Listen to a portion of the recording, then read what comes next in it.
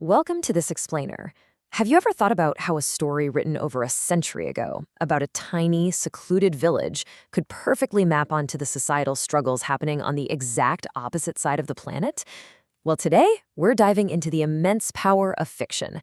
We're going to see how it acts not just as entertainment, but as a mirror reflecting our most rigid social rules, and more importantly, as a catalyst for actually changing them.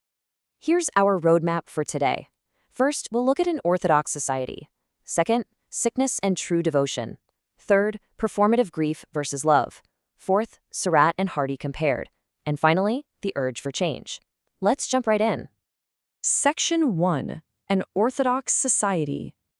To really grasp our first story, we have to step back into the incredibly rigid world of late 19th century rural Bengal.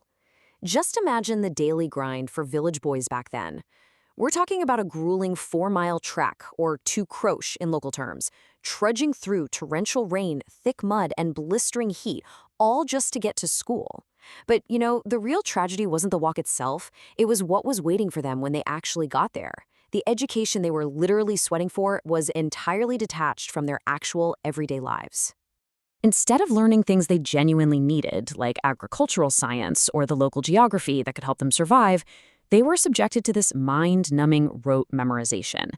They were forced to memorize random facts about silver mines in Siberia or where the port of Aden was located in the Middle East.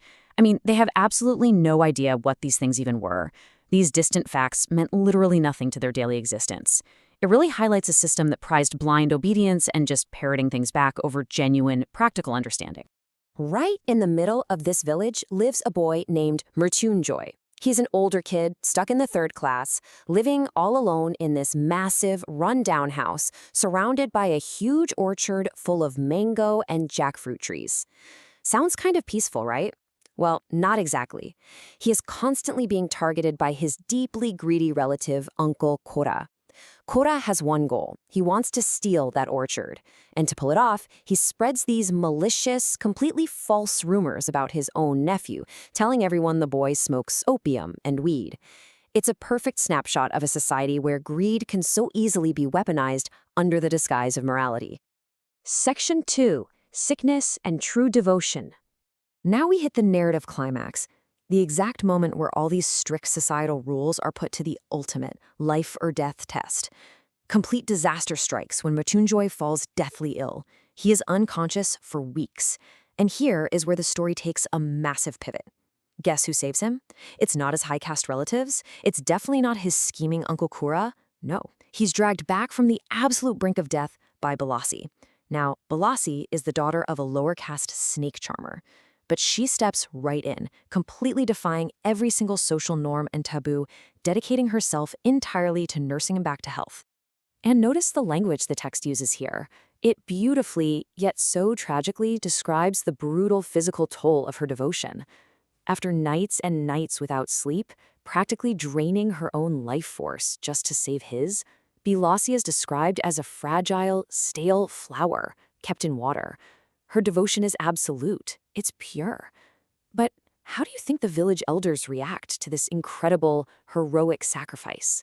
Well, they react with absolute cruelty. The elders, who are just entirely obsessed with maintaining caste purity, completely ignore the miracle that a human life was just saved. Because Mrityunjoy is a higher caste man and Bilashi is a lower caste woman, they are brutally punished and literally evicted from the village for their forbidden union.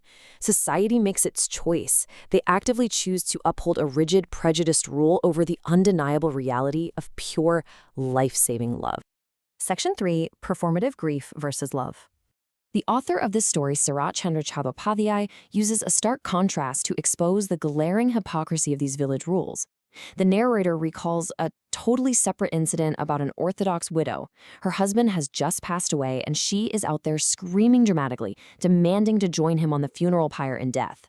It is a massive, highly theatrical display of grief. Why? Because that is exactly what her Orthodox society expects a so-called virtuous widow to do. But here's the catch. The moment the narrator actually offers to help arrange her journey to the dark, scary forest for the cremation, her theatrical wailing stops instantly.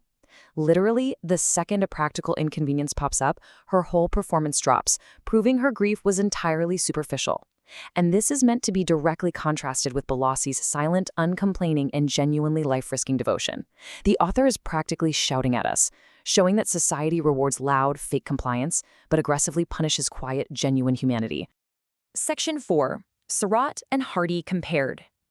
Now, you might be thinking this is just a local Bengali fable about one specific village, right? Actually, it was part of a massive, global literary movement challenging the status quo. Let's pivot and look at a recent academic analysis from the Journal of ELT and Education. This research draws a fascinating comparison between Sarat Chandra Chattopadhyay's work and the legendary British author Thomas Hardy, revealing just how parallel their literary missions truly were. Just look at the profound connections mapped out here. Both of these authors were writing at the exact same time, the late 19th and early 20th centuries. But they were worlds apart. Sarat in Bengal, Hardy over in England. And yet both utilized the pure love and the silent suffering of their female protagonists, Bilashi on one side and Hardy's famous character Tess on the other, to wage an all-out war on oppressive systems. Where Sarat was fighting casteism and orthodox Hinduism, Hardy was battling Victorian Christianity and industrial capitalism.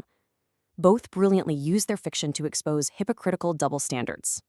And this leads us to a really fascinating concept that drove both of these literary giants, meliorism.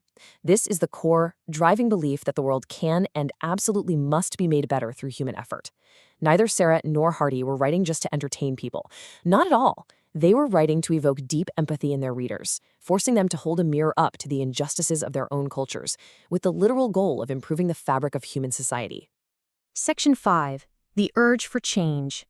Let's see how this urge for change builds in Thomas Hardy's absolute masterpiece, Tests of the D'Urbervilles.